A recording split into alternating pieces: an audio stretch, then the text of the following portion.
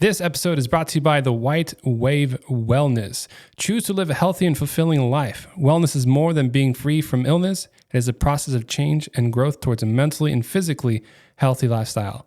Reach out to Jennifer Hale to learn more about how this water can change your life. Hey guys, thanks for tuning in. Quick transparency. This is my fifth take on trying to make this possible. This ad before the video that you are wanting to watch right now, so I won't take up too much of your time. I just wanted to express how I made this all possible. I created the Paso Robles podcast studio for people to be able to use as an outlet, as a platform. This show became possible because I found the need to put myself in the hot seat and have those conversations with people and promote them as well. So if you guys ever find yourselves in a need to start a podcast, I'm here to consult. I'm here to produce.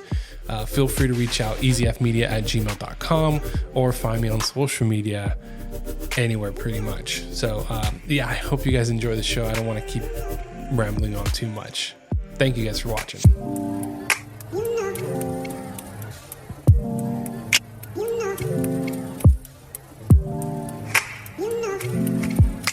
So this is Paso Robles podcast, and we are in the studio with Matthew. I don't want to say your last name because I'm going to butcher it. I think you should give it a shot. Kleefisch? No. That's close? I feel like you always try. It's a Kleefisch. You never would have guessed it. Yeah. Where does that like hail from? German. It's a German last name. Yeah, so maybe okay. it's like cloverfish or something. I don't know. Yeah. Got it.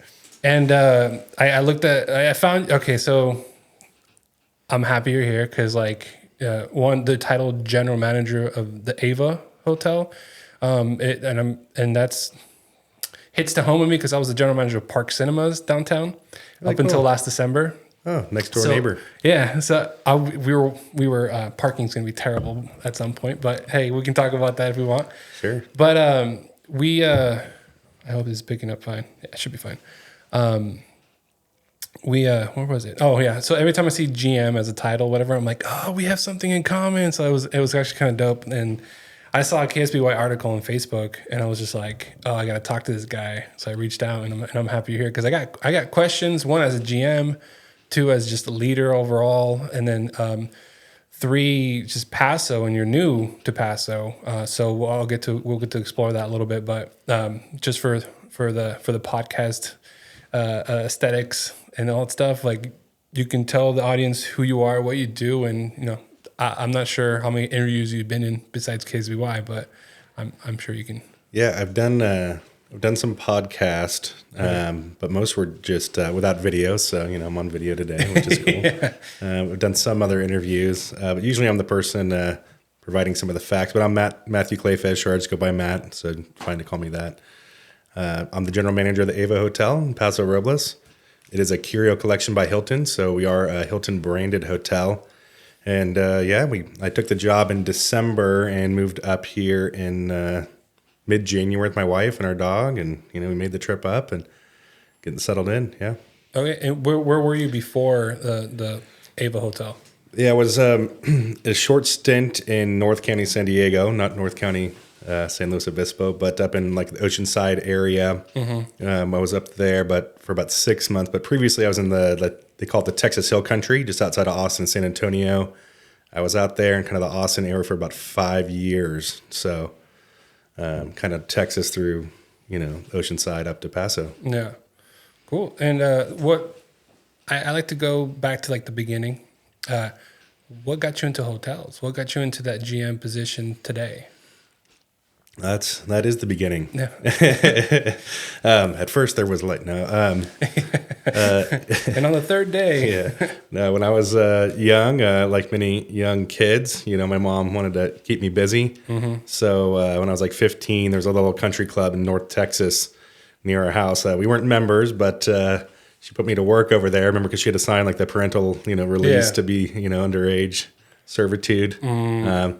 I remember watching like the old VHS tapes of like how to marry ketchup bottles. This one's a quarter full, this one's half. Like which one? Some old lady doing math like again. Some old lady like mixing ketchup bottles. I remember that.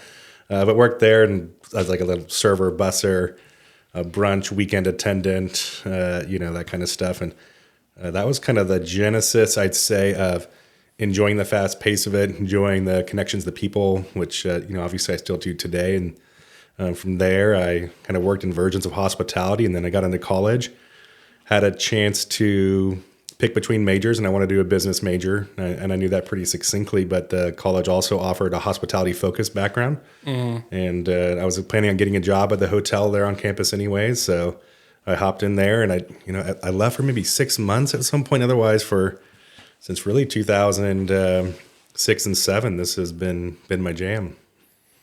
Yeah. So you worked throughout your college at hotels still. So you never stopped from 15 to today, or what, was there any like odd jobs in between? Yeah, I mean, a lot of them like a little hospitality related or in the world of it. I did odd jobs, and worked like Christmas trees at farms, and I worked at Denny's as a server, which was an interesting experience. It was like the late night shift after I'd done football practice. We'd go work at Denny's till like 2 a.m, which if my mom knew what happened there, she probably wouldn't have been happy that she recommended that I work that job. But all kinds of odd little jobs. I did some recruiting. I always was kind of involved, I feel like, in something of, serving people or being part of the community or being something on the front line, connecting with people or working with pretty intensely with people. Did you find yourself climbing the ladder fairly quickly because you liked the work? Yeah, I think so. I would say until I was more focused that this was my career and this was the place I wanted to be, to where it became more where I was growing quickly. But yeah, I think I took the job more seriously, I'd say, than someone who was just, in it for, which is perfectly fine. You're in it and this is your job and you want to kind of come in and do it. Maybe there's different levels of engagement there. My engagement was always probably like a level of intensity and competition to be the best internally. And then as you grow, it becomes more external, trying to get your staff to do the same, right? Yeah. Yeah, because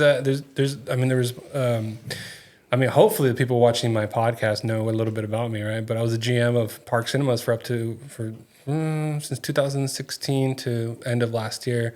And then from before that, they moved me over to Lemoore, which is not that far from here. I lived in Lemoore. Yeah. Oh, really? Yeah. Probably. What years? Oh, gosh. I must have left in like 95 or 96, but I was a kid. Yeah, I was over there from 2012 to 2016. So I wasn't there for long, but if back then I was like, oh, there's not a lot to do in Paso. And then I went over there and I'm like, oh, there's definitely not a lot to do over here. So every time I would visit Paso, it'd be like a nice little recharge. Yeah. But it was, as a GM, I see a lot of the things with like staff, like the strengths, the weaknesses, and all that. Is there somebody you kind of mirrored or not idolized, but more like used as an example to get to where you were at? Like, hey, I like his way of managing. Did you find that, or did you kind of develop it yourself? And this is just out of sheer curiosity. Yeah, I mean, you probably had some similar experiences. 100%. I think you find mentors throughout your career. I think sometimes people make it like super official. Like I've had people be like, write me a letter. Yeah. Like I've had people write me a letter like, hey, I'd like you to mentor me. And I've also had people walk up and ask. For me, I think my mentors, to answer your question, were more natural development. Yeah. In fact, the senior vice president who's on this project with me was my GM in 2007 when I was opening up a Sheraton in Carlsbad, California. And so, full circle, now we're opening a Hotel Ava in, 2025. It's almost, 18 years. So Stan Kaminsky, who's on the project with me, one of the reasons I'm here is to work with him again. He was always somebody I've kind of, throughout my career, intermingled. We've opened several hotels together, kind of coincidentally. And so Stan would definitely be one. And I don't think I ever, wrote him a letter or anything, but pick his brain, ask him for feedback. Don't be sensitive, be direct. I have a friend, Nick, who was my boss, and then, kind of came and went through him a little bit. But again, it's like you pick these traits of these, good business people, but also like fantastic hoteliers and hospitalitarians, or whatever you want to call them.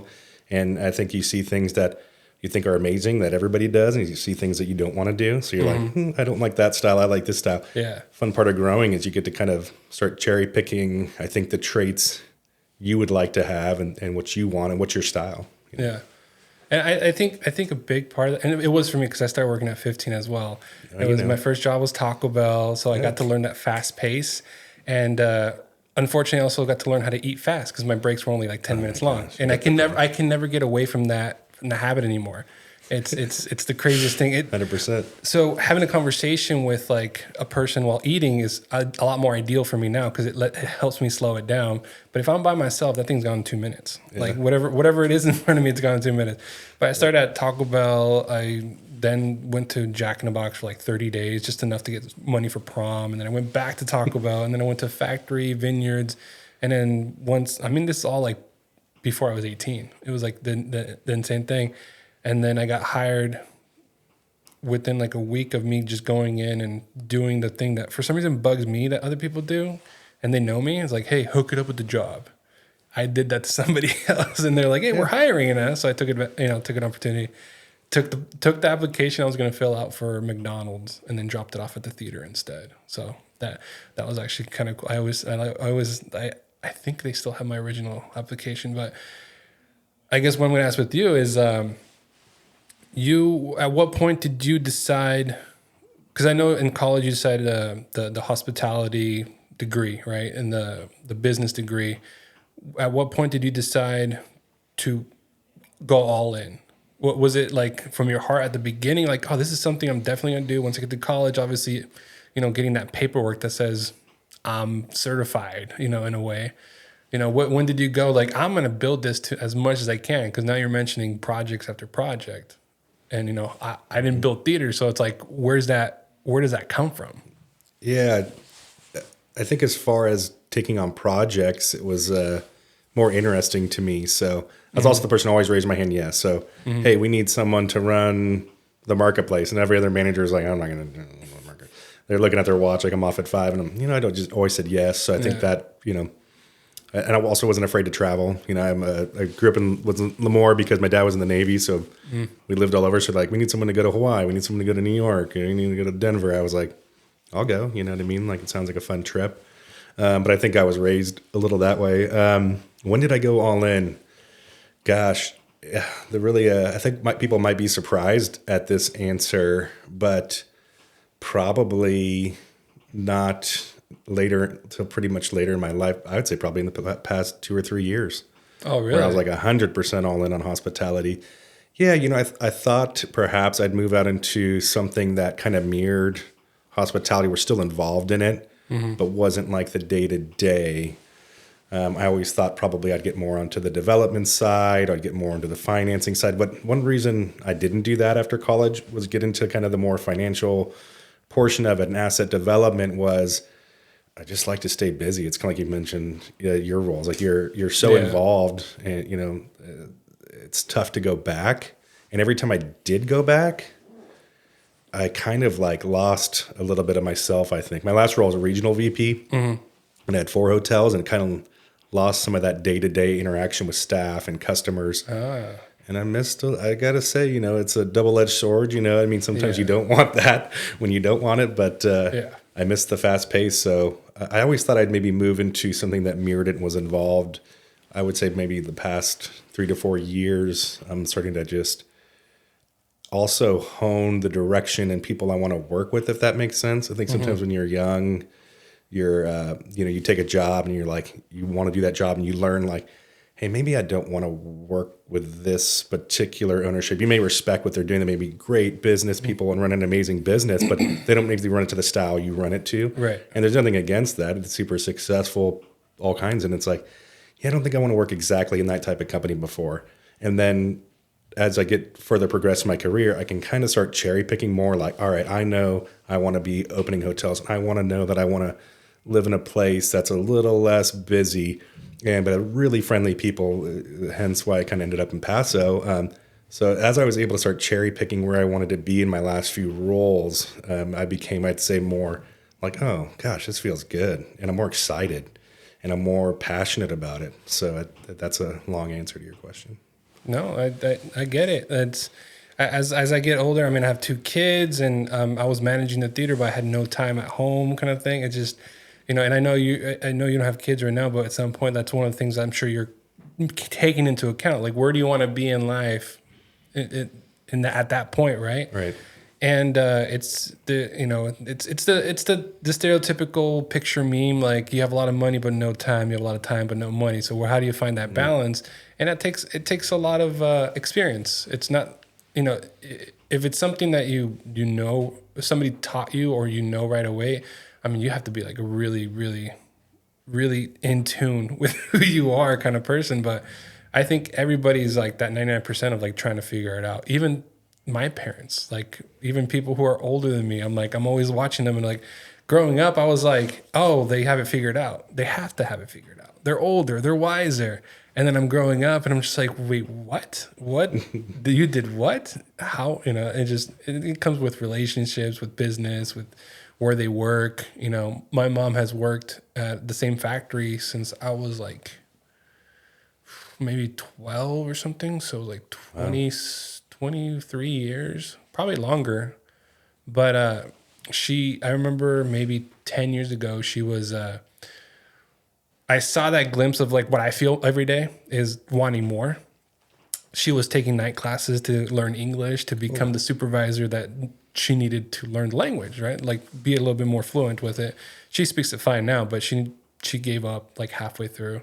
And I'm like, Mom, you should be my example, tell me a little bit about your parents. How, like, besides them forcing you to work, because my mom was like ready to tell me, go work, pay your own bills. Yeah. But, it helped. It was a good thing that she did that. Yeah, I think in the end, a lot of things our parents have us do, we appreciate maybe later in life. Mm-hmm.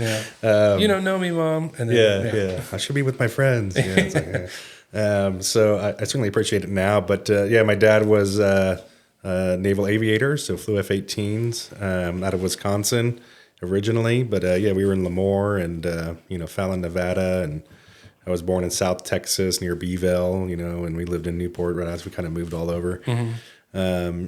My mom wanted to be a stay-at-home mom, and I think that was a sacrifice they decided to make.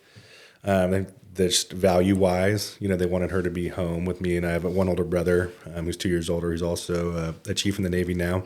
I think we were raised, outdoors and work hard, and we had chores and things we had to accomplish, and played a lot of sports and had a lot of fun. But I think parents, they want you to work, they want you to grow, they want you to have a focus, right? Mm-hmm. I think when we're young and like these friendships are so important when you're like 16, 17, you feel like the world's ending, and the first girlfriend girl breaks your heart, or, the first time you get an argument with a really good friend, like it's the end of the world. Now you're like, oh geez, like that's what I was focused on. But in that time and, place, I respect that that's probably still exists. But I was happy they pushed me a little bit to, learn to work hard and make some cash and, kind of get that into your, I guess, lifestyle. So. Yeah. And it reflects later down the road, whether we think about it or not. And then we do like the whole hindsight 2020. We're like, interesting. This is why, I think that's where the saying comes, like everything happens for a reason. Like you don't see it happening. And for some reason, my mind just went to The Office, where Andy Bernard was like, that saying when people say like, those were the good times. I wish I knew, something I was like, I wish I knew when that ends or when that starts or whatever. Cause he was like in the good times. Yeah. But, that reflects every decision you make throughout life. What helped you make the decision of picking up this Ava Hotel as the next step? Because you're talking cherry picking, so you have options. So I am in the point of my career. Yeah. I think that I have. I think in hospitality, in the hotel world, it's good to have broad range of experiences. So, like we're interviewing for a lot of jobs or positions right now. I'm interviewing half my days or interviews right now, and people like what we call like an independent hotel. So you might work at the small beach hotel, you know what I mean? Mm-hmm. And then you got people who work for the major brands you'd call out, like a Hilton, a Marriott, a Hyatt. And I think having a broad range of experience, also think having for a hotel like the Ava, a food and beverage background's a must. I mean, we're going to have 477 seats for between our just outlets, just like our food and beverage outlets. So always taking on more, broadening your range of experiences, working larger, different style hotels, from massive resorts to boutique hotels. I think when people look at your resume, okay, they feel a level of comfort that you've been there, done that, lends you to have a little bit more. But when you're younger, I mean, you know, you're going to have to cut your teeth. You know what I mean? You don't get to pick necessarily jobs you want. But the Ava Hotel, it's an awesome project for me. Living in the country, I know before we started selling, I was in the Texas Hill Country for maybe about 4.5 years, and just kind of outside of Austin for 2 years before that, but working in downtown Austin. Just love the lifestyle of being able to meet someone and come do a podcast, you know, over email. Hey man, you want to come down? Cool. I'll be there. And you set the time, you show up. The friendliness, the location, might be as important as the job to a degree. Is it a place where my wife and I feel comfortable to come and enjoy ourselves? And the Ava Hotel is it's one of those kind of perfect 151 guest rooms, 3 food and beverage outlets. There's like a rooftop experience. It's an independent to a degree of a brand. So they call them soft brands. So it's like the fastest growing brand right now in like franchise kind of big brands is these curio collections, these tapestries, these autograph collections with Marriott. It allows the brand standards to get less, and they allow you to have the essence of the area. So it's like you kind of be able to pull Paso through. I mean, Hilton and Marriott's a great brand. You put a Hilton downtown Paso, like a big box hotel, it wouldn't fit, man. And so they learned that the brands are like, what can we put in that has a little looser standards, but we know is going to have a really badass concept, and we're going to trust this management team and this development team to bring it. And I think that excites me a ton, man. I was like, all right, cool. So I get to help like design the beverage menu. They're not going to tell me I got to put a burger, you know, 2 salads, 2 burgers, this style, the pizza on the menu. Like we get to develop the whole thing. So all that's extra work, but that's where I'm like excited. I'm like, cool. So, you know, we get to meet with all these great wineries and select freaking great wines to give our guests. Like that's like a dream for me. I mean, this is what I'm about. So I'm like low key jealous because you get to talk to so many people. Me at the theater, I get to talk to a few people because it's only there's a beer and wine bar, and we'd stayed local with the beer and wine bar. Or sorry, they stayed local. I'm not there anymore.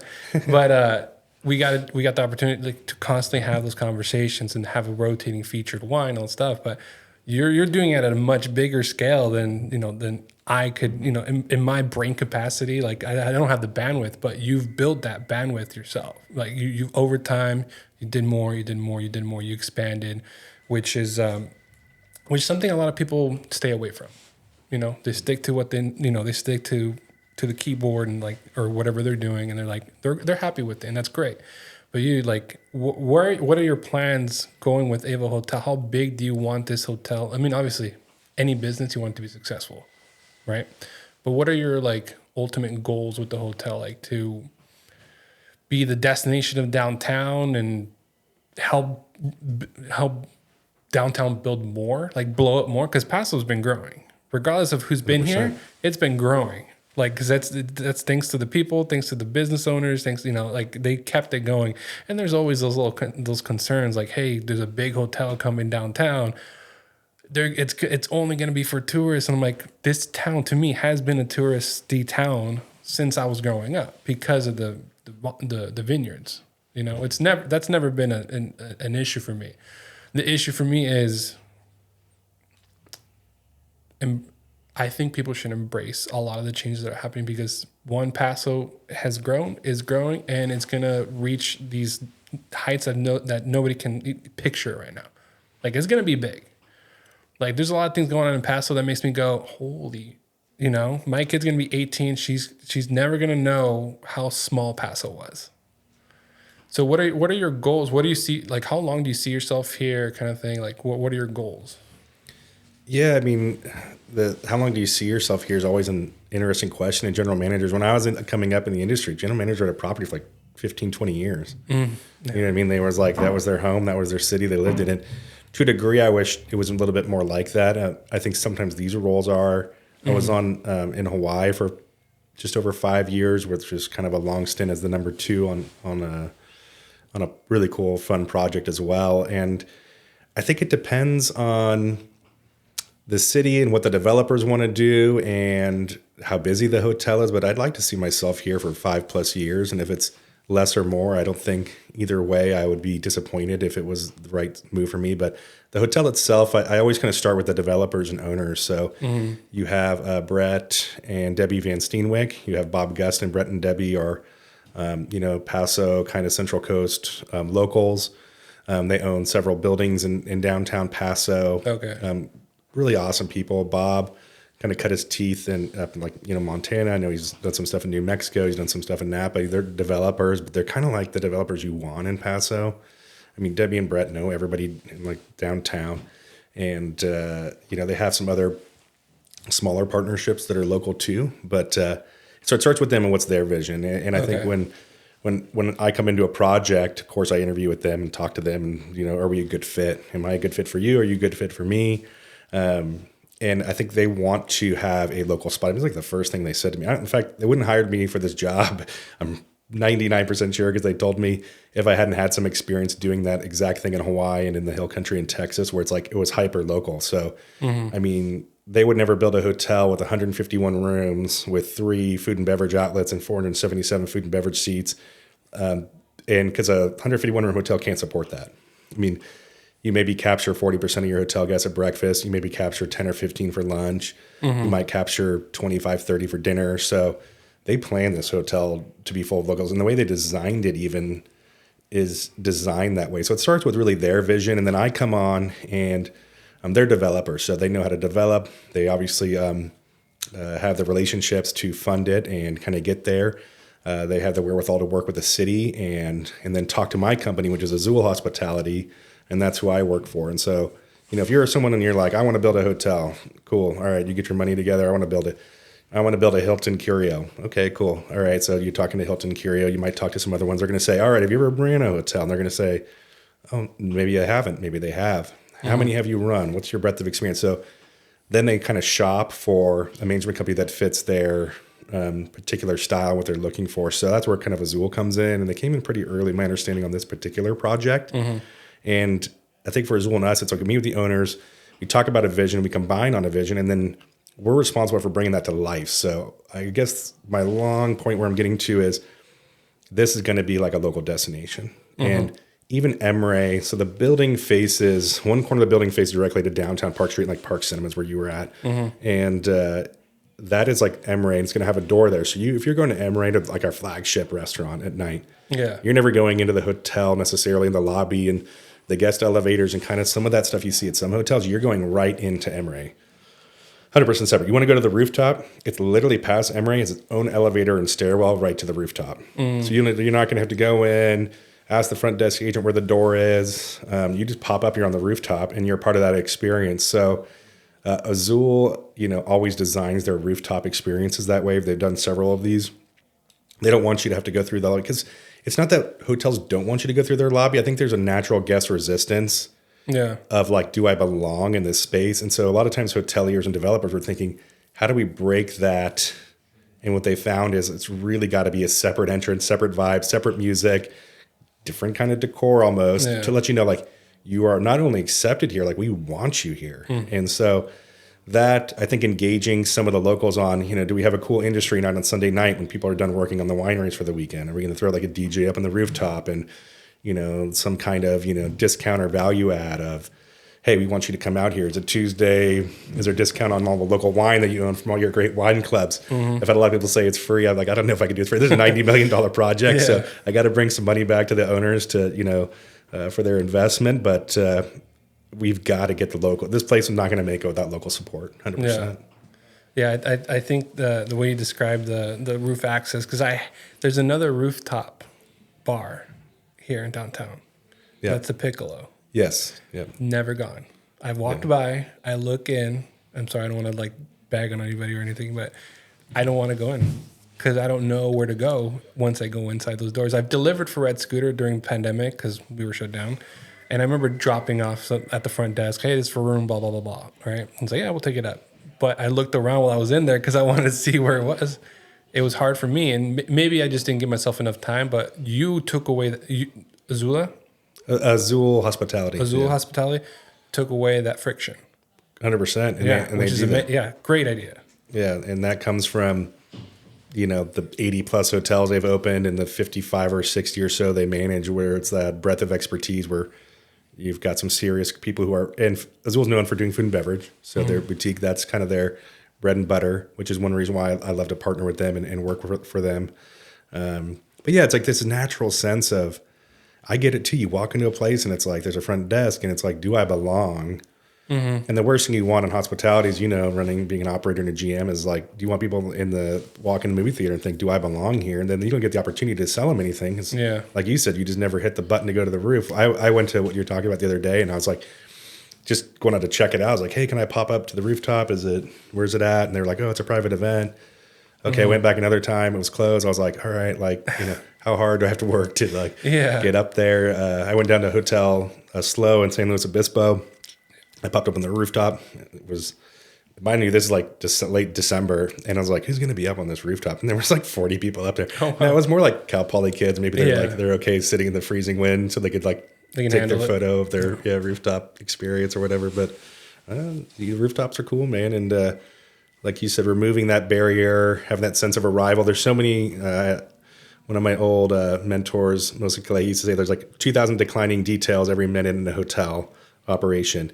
It's like, is it the sound? Is it the music? Is there a kid screaming? Did you fluff your pillow? Did you offer him water like you offered me? I mean, there's 1,000 declining Did you shake their hand? Did you make eye contact? It's like all those things add up to your sense of arrival, lighting, music, the vibe. I've heard it called scenography. A lot goes into making someone feel comfortable to come into your business, especially when they're not a hotel guest. Right. Yeah. I mean, as soon as somebody walks through the doors at Park Cinemas, we were like, hey, how's it going? Like 100%. Almost creepy. No, I don't think so. But at the same time, they're already, by the time they walk through the doors, that they've already had some hospitality at some point.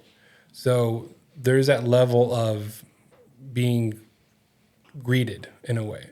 So we don't, at the theater, I didn't like people to feel like they got a jolt of reality or something. It wasn't that.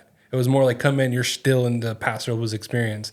And, Park Cinemas is one of the big business downtown that just kind of like rebuild downtown. Because I every once in a while I'll ask John, who is now the what's it called? CEO, and he gave it to his daughters, or they took over. But I'll still ask him, like, okay, tell me one more time, where was the theater going to be built before you decided to build it there?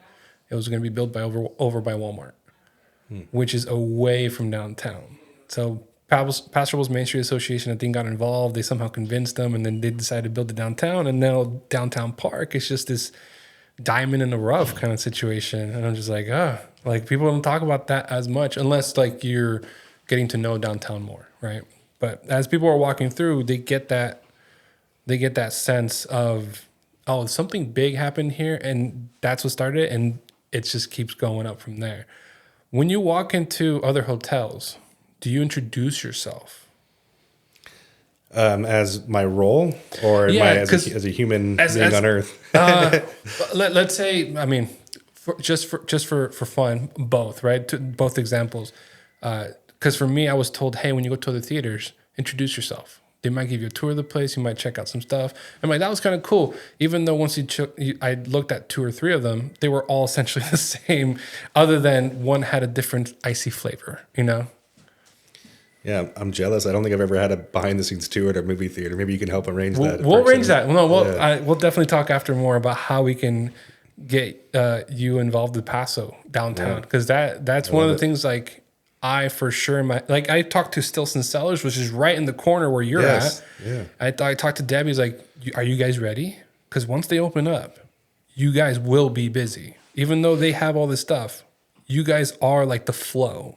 And then the railroad street is also building up too, where what Speakeasy is. What's that? Yeah, I've been to 1122, and I met Matt Kelly. He was really, really nice. And then they're building that little building past Stilson that has like several, like Ninow Winery, and they're doing some beer there, I think I heard. And yeah, I haven't gone. The last time I went, it looked like it was almost finished, but then I saw like an event happening there, either recently or about to happen. But they were showing it off a little bit. So I'm excited for that whole street. And it used to be, I mean, we threw trash outside late at night because it was dark back there. The only lights that were available were our back lights for the building or Park Cinemas. I gotta stop talking like that. But now that the whole other side of the street is lit up, I'm just like, maybe I should go back and work again because it's like, that area is gonna be nice, but I'll come as a visitor this time. But yeah, so when you walk into a place, like in my head, I'm thinking it's like, I'm gonna introduce myself as a GM of this big hotel or the hotels that you've been at, or see how they treat you to kind of to see what standards they have, I'm picking up what you're laying down. Yeah. I'd say it's a mixed bag for me. One is I know how busy people are in the service industry, and I don't want to add work to their day or make them feel uncomfortable, make them feel like I'm there to judge them. Like they're being tested or something? Yeah, like they're being tested, or I require something. I think you've been a GM. I mean, being humble and understanding what your staff do and how freaking hard. I read something like 80% of Americans have worked in the service industry at some point in their career. It's like, I just don't like to add work to people's day. So sometimes it's almost like out of like humbleness or not want to interfere with them, I won't. Yeah. Like when a lot of times I pop up to places, sometimes they'll pick up on it when I'm like, hey dude, can we talk? I was at In Bloom the other day with a beautiful, crazy, awesome spot talking to Kevin, who's the bar manager there. And I was like, dude, how are your zero proof and your mocktail selling? What's, I think I asked him enough questions. He's like, so what's, I'm either, you're like the weirdest secret shopper or annoying guest. He was kind of slow, so I didn't mind asking him. They were just opening up. But if they're busy, I'll kind of lay off them. But he was awesome. He was like telling me all kinds of cool bar program, just talking shop. But for the most part, I'd say locally, I wouldn't. Like when I go into Paso Robles Inn, I won't, or Cheval, but I'll walk in and be like, hi, my name's Matt. I just moved here. And like, if you have a moment, can you like tell me what you guys are about? Yeah. Like, I'm just like genuinely interested as a hospitalitarian. You don't need to have a $90 million project with Hilton to offer awesome hospitality. Like you do Park Cinemas, just, are you treating people nice? Like you trained your staff to just greet people. That's like half the battle right there. It's like, do you make them feel welcome when they walk in the door? You don't need anything expensive to offer good hospitality. But when I'm traveling, I probably more am likely to mention it because I'd like to know if there is an option of more behind the scenes, or sometimes I'll reach. I was just in Georgia for a wedding, and I went to another curio collection, which can be the brand of Hilton we're at. And I reached out beforehand and just said, hey, I know you guys are probably really busy. If you're around, do you mind if I just like shake your hand and say hello? I wasn't like looking for anything, nor did I really ever look for any comps or freebies, although he was nice enough to give me like a nice bottle of champagne when I arrived. It just was a chance to like shake his hand and be like, oh dude, so you opened this curio collection. Tell me about it. How'd you do your bar programming? Like they had this like French, Scottish cuisine. They had like foie gras, haggis dish. And I was like, tell me like how you guys got there. And how'd you pick your wine? They had Paso wine. Like, how'd you pick your wine list? They're like, yeah, we're not selling the Paso wine. So I was in the bar that night having a glass of wine, of Paso wine. These people were sitting down next to me, and I was talking to the bartender about Paso wine. She's like, it's not moving. And I'm like, that's such a shame. It's so great. And I'm like, there was like a J. Ducey wine. And I'm like, so I bought a bottle and I like poured it for people at the bar, and then people were buying it. So I was hopefully instigated a little Paso Robles wine love. But if I do, it's probably more out of genuine interest of, like you said, can I see behind the scenes a little bit? Yeah. And I'm just genuinely really interested in how people are going about making decisions to provide great products and services. But probably locally, I wouldn't, because I don't want to make them feel a certain way. Yeah. And maybe that's just me. I don't know. I think also it depends on the staff too, because I mean, one, you know how hard it is, a busy day could have been, or let's say you catch them at the tail end of it. You see them like cleaning up. Like obviously that's not a good time. But then you see that staff member that even though this is a really hard day, even though this was like, like there's probably one or two broken glasses here and there, and they just go, hey, how can I help you, man? And they just make time for you because they know that's the important part of the job. Do you scout people like that? 100%. 100%. Usually I talk to the ownership when I get hired, which I've done here. Yeah. And I ask them, like, are we okay to, scout locally, and usually the answer is yes. I've had some instances where it's no. We don't want you to, poach or scout, whatever. Maybe poach is a bad word. Yeah. Ruffle feathers locally. I mean, I think here, there's such a limited workforce. I think probably everything happens. And also, I think it's important that people treat their employees right so they don't want to leave. Yeah. And unfortunately, in hospitality, line level positions, a lot of people are making the same base wage plus tips. So it really comes down to how are you treating them? How's the culture? But yeah, I would say 100%. Like if I see someone's business card, I've had it work against me. Oh, really? I was I was actually with my current boss. We were opening a hotel in Indianapolis, like 2016, which is a really cool city, by the way, if you've never been. And we were at this bar, and there was like this awesome bartender. And also, like, I'm cognizant that I'm like a 6'5" ex-collegiate football player. So sometimes, like, I don't want to be like, hey, here's my business card to like some like tiny little server or something, make them feel like weird. So we try to do it in a classy way, or sometimes if we're out with like a group, like, hey, you really provided great service. By the way, like we're opening a hotel, and like, slide our business card over. There's plenty of positions. Or if you know of anybody, you got to do that to find people. And we found several people that way. But one time we got kicked out of a bar pretty like quickly for doing that. Oh, wow. So the bar manager came up and was like, hey, did you give this business card to my staff? And we're like, yeah, and he's like, you need to pay and leave. Don't ever come back. Okay, whatever, Interesting. It is what it is. But I'd say the majority of the time, it works and no one says anything. I've also had people like I get my business card and someone else come up like, hey, I'm interested. And it's like, oh, okay, yeah. Like, here you go. But I think it's a good way to recruit. And I think it's, I was talking to Eric Jensen, who's previous owner of Booker and My Favorite Neighbor winery here in town. And he's has some interest in the hotel and a bit of a partner. And it's like people, he was saying that he gives a speech to his staff because we were talking about recruiting, me and him. And he's like, I tell my staff all the time, like a lot of times for this line level position, like you never know who you're serving or who you're helping or what you're doing. You never know. He's like, I can't tell you, man, like how many people come into my like winery in the tasting room and had like the most amazing service and been like, hey, I'm finishing up at Cal Poly. What are you looking at? Oh, I'm studying marketing. And he's like, I can't tell you how many times they've given them cards and then ended up employing them after graduation based on like the service they get. It's like right time, right place, right service. Yeah. Because like you said, they're treating everybody that way. Well, you just treated the right person that way. And they noticed you treated everybody the same. And I mean, I think, do you recruited for a hotel job with me? Do you get recruited for some massive career starting thing? It 100% exists. Yeah. Yeah. Yeah, that's one of the things I it's a give and take too, because like I feel like there was times in the past where I would be like, hey, have you ever thought about working at a movie theater? Because they're doing a great job. We're at a restaurant or at a bar or something, and that conversation kind of pops up. What we do, right? And it's like, oh no, yeah, I never thought about it. I was like, yeah, well, like here's my card. Hit me up if you ever think about trying it out or just have a conversation.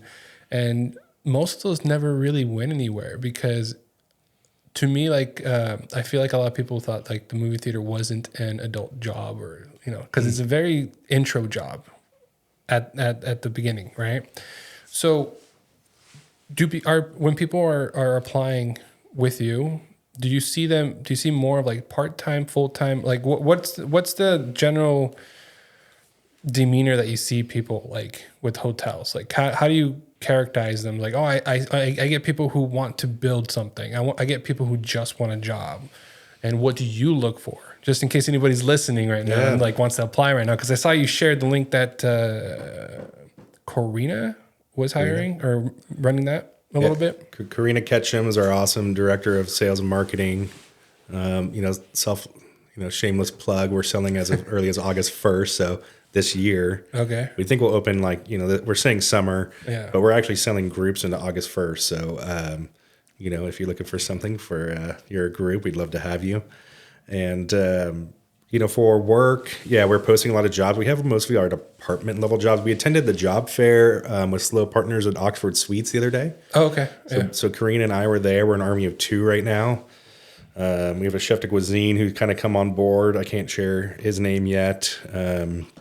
Because he's in market still, but we have a lot of director level positions. I'd say if you're looking more like intro levels, I mean, frankly, it's like the things you talked about earlier at Park Cinemas. Like, are they friendly? Yeah. Are they going to be passionate? I mean, hospitality, it's interesting. A lot of people volunteer their time to, like a shelter or a cause or something. And the reason people do that is, other than wanting to do good is it makes them feel good. So it's like they're donating their time and effort. They feel like they're giving back to a community. There's a sense that makes you feel good, right? I think in human nature, I think you have to have a little bit of that in you to work at hospitality. If you are there to, if you're there to work in the server, like a server, you get different kinds of styles, like a server bartender, like I'm a professional and I'm going to grind, and they're going to make 80 to 100 grand a year because they're like the best at their business and they want to hone that craft, but they don't want to go home and think about like necessarily everything about work, and they don't want to be a manager. I think there's totally a place for that. Like somebody who's like wants to be an expert in their field. That's one thing I see. And it's good to have some of those on your staff. Like they just want to be an expert. But I think, you flip over to like front desk where it seems like what you were talking about, it's come more like an entry level. Like when I was coming up, like there was front desk agents who've been there like 20, 30 years, like what kind of like you described, like what your kind of mom went through. And like some of my parents, like they like worked that job and that was their job and they were comfortable and they were really good at it. I feel like, unfortunately, the front desk has kind of flipped more to entry level. Not unfortunately, I should say. I wish there was a mix, maybe is what I'm saying. So I wish you had like that old school person who loved to be there. And then you had your kind of like up and coming kind of people. Like the balance is nice, but we get a mix. I'd say if you come to me and you're like, you are super passionate about helping people and you're going to focus on hospitality, but you want to learn how to be a business person, I'd say you're really good at guest service agent, but they see their friends working as servers making 80 or 100 grand. You're going to make like 20 an hour. When I got my first front desk role, I came from a tippable position. I ran the valet bell program and I was making like 60, 70K because I was making half it was tips or more. And then I'm like, all right, they're like, hey, we have this job open to run the front office. It's supervisor pays $12 an hour. And I was like, oh, woof. But I had to make that sacrifice. I did it. I was like, I waited. Oh man, it's really what I want to do. I'm like, well, if I don't hone this skill, I'll never get the second skill. It's just a personal sacrifice. Some people can't be in that situation. They might have family. They might not be able to move. So just my specific set of circumstances lent to me to have that sacrifice and, cut some things. I didn't get to travel as much when I was younger because, I was like back in the grind, rather than making that tip money. But I'd say people who want to be molded, I look for those kind of people. People who just want a job and you're coming to work the front desk, you're just not going to make it. It's the job, in my opinion, especially at a place like the Ava, it's going to be too intense. The level of guest, the expectation that we have for an upper upscale property in Paso, like you're just not going to make it unless you're like really, really want to be there. Now I've worked hotels where maybe that kind of fits a different role in there. So if you don't like to take care of people in general, though, it's just hard to fit you in there at hospitality. I mean, if you don't get joy out of it from just the pay, even at my level, if you could probably, I have friends I went to college with who are bankers and financial advisors and they're lawyers. They sell crypto. I don't even know what they're selling when they sell crypto. They tell me all the time. These are like my good friends. I'm like, do you really know? And they kind of fake it. And you're like, all right, whatever. Dude, you don't know what you're talking about. I'm sure some people do, but I have a lot of people doing these things and I'm sure they kind of enjoy it. They do their job and go home. If you don't want to be in hospitality or have that vocation of service, it doesn't just have to be hospitality. It could be nursing and another great, really amazing profession where probably people aren't paid, or teaching perhaps. If you don't have that innate vocation, then I think you're going to struggle with the pay and the culture and the environment. No, that's good. And I honestly, I hope people, when we have conversations like that, if we met at a bar and we talked about this stuff, to me, it's like, oh man, this should be a podcast, right? Because it's very informative to people. It's very like, what's it called? Wise. People who are listening into this or watching it would be like, something will click in their head as they're watching it. I've had it happen to me plenty of times. I'm watching like either a Joe Rogan podcast or Gary Vaynerchuk podcast, and I'm just like, they say something that just stopped me from doing whatever I'm doing. I'm like, oh yeah, let me rewind it 10 seconds. What happened? So, I just hope people are really listening to you right now, because it's one of those things where in my head I'm like, this is important. Like I don't know if it resonates the same with you, but for me it's important. This conversation that we're having is important. The fact that get off your butt and do something if you want to change. If you want to change, right? You're. I don't know how to say it. It's just like a fire that is always burning every time I have a conversation with you. The GM at Morris Pizza, downtown. I've had a conversation with him. Like we get super excited. We like each other pumped. And it was just like, oh my God, I wish this was like recorded so people know like in our experiences and experience this exact moment. How do you tell people who are motivated? Because I know there's always those sparks that you see in somebody's eye, right? Like you're like, oh, I know this kid can go somewhere. Do you ever find yourself like doing a little extra for someone because you want them to succeed? Like not necessarily like it's not like they're bad workers or anything, but you can tell like there's those glimpses, like they're in a position, you give them a task, they do it. You're like, wow, they did it very, very well. But their whole demeanor, the whole character is like, it's nothing, you know. And I'm like, no, dude, you got to keep going, you know. Do you ever have those moments? Yeah. And I think as you progress in the career, as you have, I mean, and I'm sure you got to find joy in your staff success. It's really at some point it becomes less and less about, myself and what I'm doing every day, is more about like, I tell people this when they apply for their first manager job. It's like, okay, you were a very good valet or front desk agent and you had an impact on other departments and our guest. And then you get to supervise, you get to manager. And a lot of directors are like, well, what's it like being a director? I'm like, can you get other people to do what you need them to do to be successful and then get others to follow your lead? And I think that's some of the magic sauce that comes with experience and time and passion.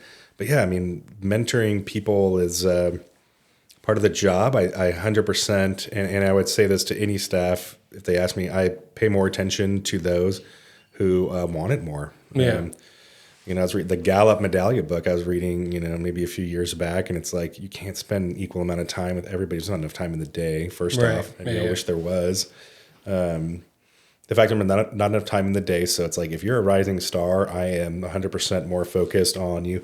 I do think there's a style of GMs in the world, in hotels, in my experience, who like they make the job seem perhaps uber complex. And like they'll never let you in on a budget meeting, or they'll never let you in on a financial meeting.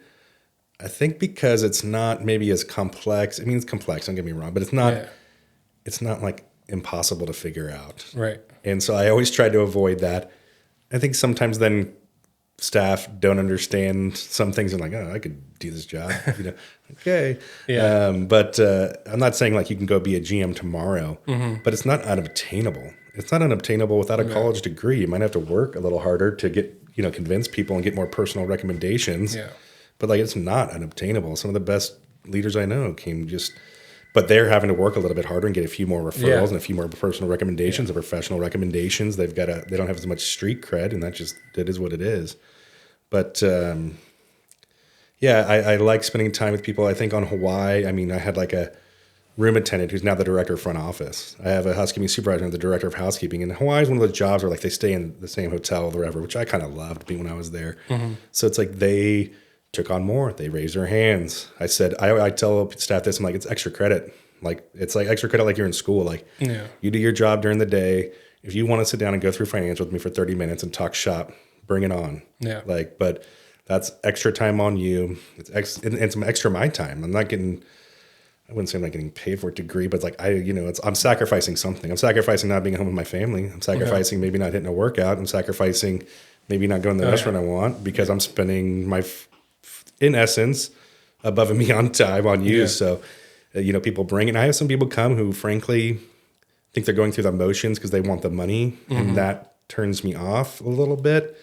If you come to me because you're like interested in it and you have that spark, then I will include you in my financial, include you in some of my budget meetings. Now I won't show you the whole enchilada because there's, some state secrets in there sometimes. But I'll expose you to stuff. Expose you to stuff I think that, to gauge your interests, and I'll spend more time with you. And their success is my success. I mean, I asked when I interview directors, give me three people you've mentored, where they're at now and what's their job, And I'm really liking this conversation. One of the things I like to tell myself is I like being a part of somebody's journey at some point, whether it's a conversation or whether it's something I did to help them get to that next step. And one of the things I mentioned before the show was the ionized water. She was in the last episode, Jennifer Hale 2.0. I told her, I was like, yeah, if you want to bring water, that's fine, because I feel bad that I'm having like this plastic bottle of water just sitting around, whatever. So it was nice of her to drop it off before. But I like to be part of people's journey, and that's my way to be part of her journey, and my part to be part of your journey, and vice versa. Like, it's one of those things where like building that like, experience and that connection with people that makes me feel like all giddy inside and stuff like that. So the one thing I did learn from being a GM at Park Cinemas is that gave me an opportunity to test those feelings out a lot. It let me talk to people, let me, hire people, mold them in a sort of sense. I had people when I took over Lemoore, they were all great people, just not the job for them. Each one of that did not want to be there, phased out within that year. Like, it was, I didn't even try to phase, I didn't push them out, nothing. It was one of those things where like, this is how I'm going to work. I need you to get on board. And then they didn't like how it was, and eventually got a different job, moved on. And since then, every time I hire somebody, it's that same feeling. I want to be a part of their journey and help them get to the next step. And I've had people like bigger and better things. They always tell me, hey, I don't want to leave, but this other place pays more, and I'm doing so and so. And I'm just like, dude, that's awesome. That's the best news you can give me, because you just told me I did a good job training you to that spot. And I was like, do you stay connected with employees that way, or is that something that you like? I'm not gonna say like you move and forget kind of thing, because everybody has an impact on you one way or another, whether it's above you or below you. Do you find yourself kind of keeping tabs here and there on some people? I know you just mentioned a couple. Yeah, 100%. Yeah. Yeah, and I like that you say that. I mean, I think we 100% become like interconnected, and we're sharing, star dust particles, whatever humans are made of. And I think that becomes part of your journey. Absolutely. Like I mentioned a few from my past. One, Stan, who I'm working for now. Mm-hmm. I mean, again, I was like a 21, 22-year-old. I worked very hard, but I, didn't really, a little unfocused. But Stan drove me pretty hard, and I actually left to work from Azul twice. One was in Hawaii. I'd kind of reached the number 2 spot, and they were kind of like, oh, you need a little more breadth of experience for number 1 spot here. And it was a big, and the property was, that property was like 46 million now. It's a massive resort, dude. It's growing so much. Wow. But I remember calling, Rick Manser, the CEO, and being like, Rick, I've loved working for you for these past 5 years. Do you have anything that kind of fits what you're asking for? And he's not really. And I ended up going to work for a different company for a few years, and I called him and said, hey, it's nothing personal. And like what you said, it's like, he was like, I understand. And, you have my number. And when you're ready. And then I left, and then I came back and worked for Azul. And then during the pandemic, some things kind of shifted, and I left again. And every year or so, I'd get a call from one of the RVPs and be like, hey, we got this property in Solana Beach, or we got this. And I always was like, oh, one day it'll be a yes. And the Ava was that yes for me to come back with Azul. But so that's my experience, I guess. Your question was about staff, but like I've kind of experienced that. So like I always kind of stayed connected, or I'll say, hey, I'm looking for something, or people, they check in on me. Hey, my mom has like a blood leukemia. She's doing really well. She's fine. But like Stan, every now and then we'll just not even call about my mom. Hey, how's, or work. How's your mom doing, dude? How are you doing life? Good, bro. Where are you at here? So those personal touches were important to me to even get me back to work where I am now with them.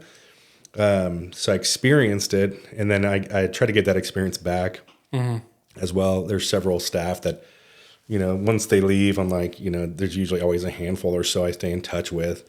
I finally become Facebook friends with them. I don't deal with my staff. So some of them I'm connected that way. Sometimes it's my phone number. And, sometimes they glimpse in and out. You don't hear from someone for 4 or 5 years, and suddenly you do, or they need something. And that's not in a bad way. They need some advice, or they have a question, and sometimes it ramps up and ramps down, but it's across the nation for me. I have like my Hawaii group, you know what I mean, from my time in Hawaii, and I have people in Denver, and some become long-term friends. I have a really good friend who just moved to, Kentucky, and he was telling me about it, and, go to their weddings, you know what I mean? It's like some become actual personal friends over time. Or I go to another property and I'm like, hey, you need someone over here. And we start placing each other, and we're referring each other. Yeah. That's probably a little less. But I stay in touch with a lot of employees, especially those ones who I mentored and kind of up into the program. And I think that's an important part of the process too. Like, I don't think there's anybody I don't answer their call. I might not answer it right away, but they send me documents to review. Hey, I worked on this new template. Hey, I'm writing a letter to my boss. I'm writing a referral letter. I'm writing my resume. I got, my GM's driving me nuts. Yeah. How do I deal with this, man? I'm so frustrated. All right, why don't you give me a call? Let's talk through it. So, yeah, 100%. Only because I know you probably had that comment, because I've received it. Hey, you're such a good boss. I wish my boss was like you. How does that make you feel? I mean, it makes me feel, of course, it always makes you feel good, but I'm sure other people are saying that about me too. I'm not, There's that one or two. I'm not immune to that. Maybe my style is not everybody's style. Yeah. But no, 100% makes you feel good, man. And I love when I see someone get promoted on LinkedIn or something. That I just saw a guy I worked with in Florida get promoted to like a little higher level hotel, and it was a good move. And I said, I'm like, dude, glad to see you moved on from that hotel. You're in a good spot. Like, give me a ring if you ever need anything. But yeah, 100%, man. And I'm sure, I get some of those calls like, oh, this new, especially when I leave a property, it's like ramped up for like the first 6 months. So like my Texas folks right now, I still get like, dude, I'm not getting a percentage of this, and I'm wholesaling beer, and how do I, and hey, can you review this document? We need to hire another position, and they don't believe me, and I'll look at it, and then I'll kind of give them some advice, and I try not to ever badmouth that current GM, because like they're implementing their style, they're trying to get what they're done, and so I try to advise them like, hey man, like let the new GM get settled in, let the new boss get settled in. Have you thought? I challenge them to, how does your boss work? I challenge myself to sometimes how different age demographics, cultures learn and what they respond to. And I try to do the same when my ex-staff call me about I'm like, have you tried learning their way? Have you thought about what works for them? Because you're teaching them how to be your boss as much as they're learning how to kind of be the GM.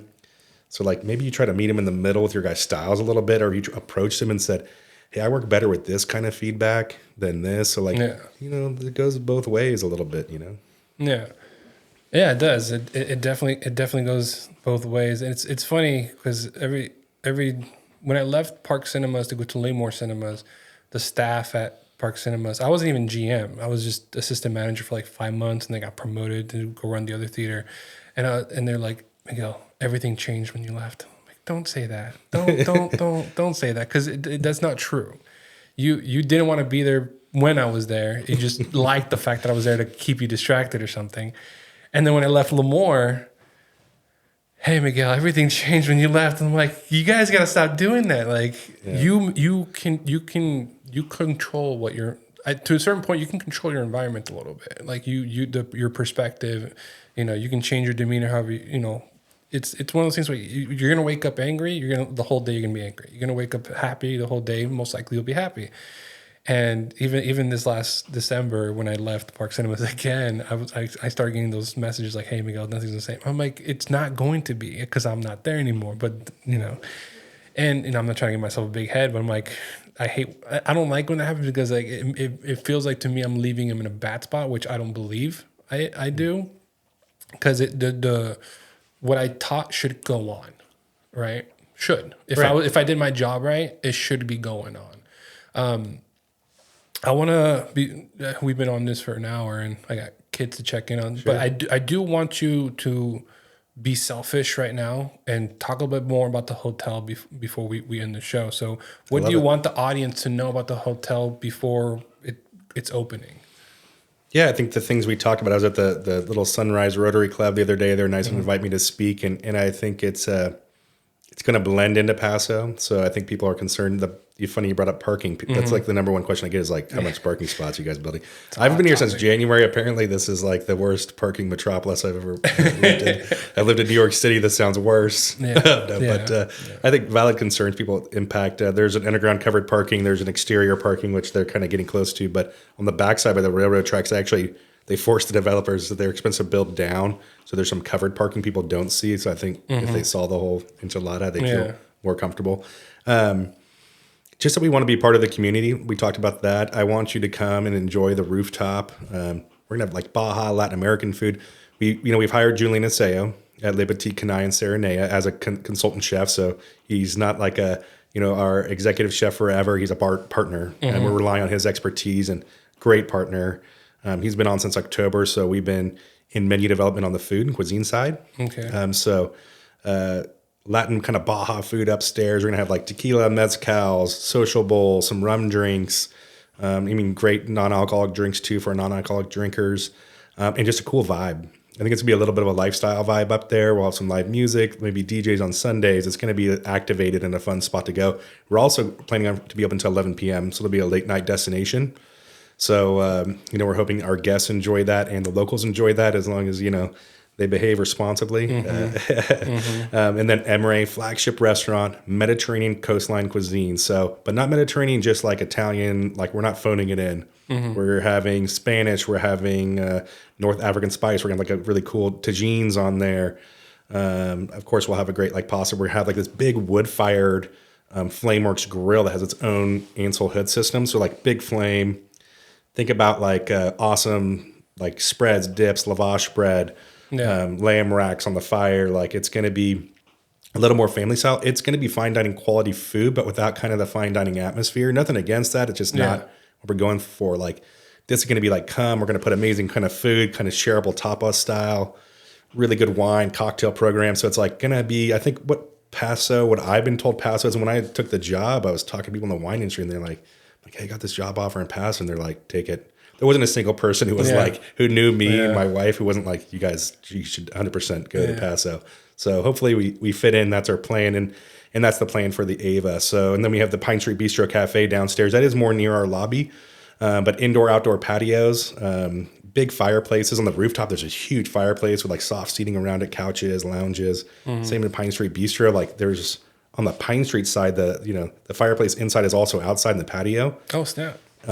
Which is really cool. I think feature the owners put in, and then we'll have 7 retail shops that'll be leased by the ownership. So I'll give them a shout out. If you have a really cool shop, they're going to about 7 there. So we'll have shopping inside the program, and then we'll have a ballroom event space. And we actually have some flex event space on the rooftop, so you can have a catered reception on the rooftop. We could do a reception for you in our ballroom, or we could do meetings. We've talked about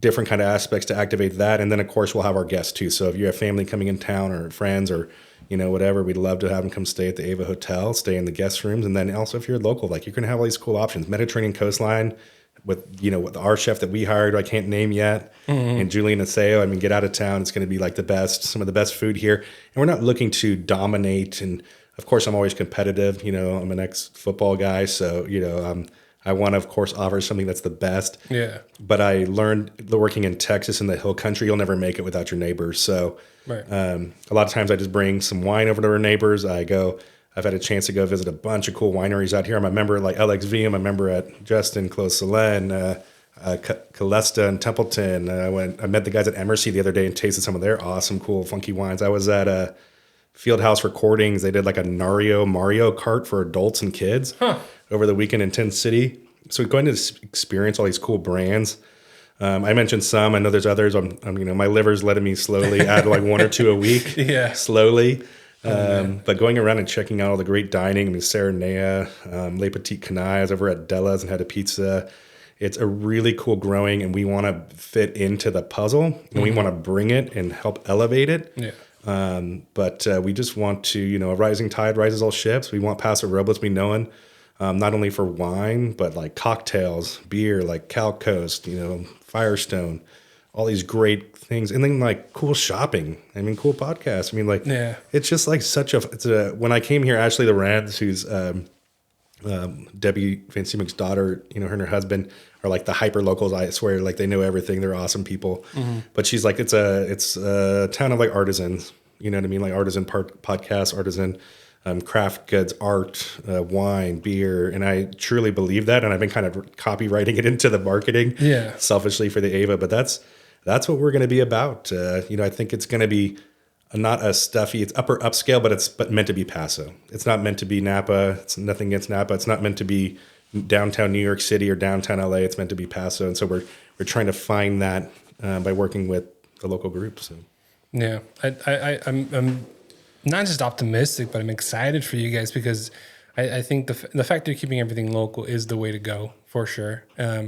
if there's any pushback, eventually that they turn around and be like, that's actually not a bad place. The stories change, and I mean, as you're mentioning all these things, I'm like, oh man, what if they had like salsa night? Like, that would be so much fun. I thought about like, what about a silent disco? Yeah. Like, I don't know, fun things. I don't know if I'd go, but I went to one. I mean, who knows? Well, yeah, because I mean, there's so many opportunities. I mean, now you have the event. You have you built it and they will come kind of things. Like, no, you built it and then you keep showing up for other people and then they will come kind of thing. But no, like salsa night, like silent disco. I've always wanted to try that. So if you do it, let me know. But I know like salsa instructors, because I used to go to Slow, and over at Fresno I would go to River Park and participate a little bit. And I'm always like, man, Paso needs something, a little bit of salsa, because there's a lot, there's drinking, there's eating, but there's nothing like moving them a little bit, burn the calories to go drink and eat more. Yeah, and that ties totally into our rooftop. We have this like 2,000 square foot flex space right by the Latin American kind of bar. You know what I mean? So yeah, that might work. I might have to email you for that contact. And I'm gonna bug you. I'm gonna, hey, have you tried this? Hey, have you tried that? Because I'm one of those people that like 2:00 in the morning, I'm thinking about all these things, and I'm like, so I like, I will try not to unload, but you might get a late email or late text going like, bring it on. It's like, hey, have you ever thought about making your own wine label too? There's all these crazy things. I have thought about that. Yeah. Which I have connects for that too. There you go. But thank you, Matt, for being here. I gotta be honest, there's like 20 other questions I want to ask, but I think that might have to be another episode. Yeah, in the future. I would love for you to use this as a platform too. So if you want to invite multiple episodes, your people to bring in as a guest as well, we can have like a 3-way talk. I would love to expose them and promote you guys. And my mind's like, yeah, there's not so much. I feel like there's not a lot I can do on like the marketing side for you, but like as far as like as simple as posting clips and podcast episodes with you and somebody else here, I'm like, I want to be a part of your journey, pretty much, is what I'm saying. Yeah, so, that's awesome. No, that's really got me thinking. Yeah, no, yeah, we can keep talking and everything, but just for quality's sake here. We are an hour and 10 minutes. It might be a little bit less after chop the beginning off a little bit because, like, hey, welcome to the podcast, But thanks once again. I appreciate it, man. Thank you for having me. Appreciate it.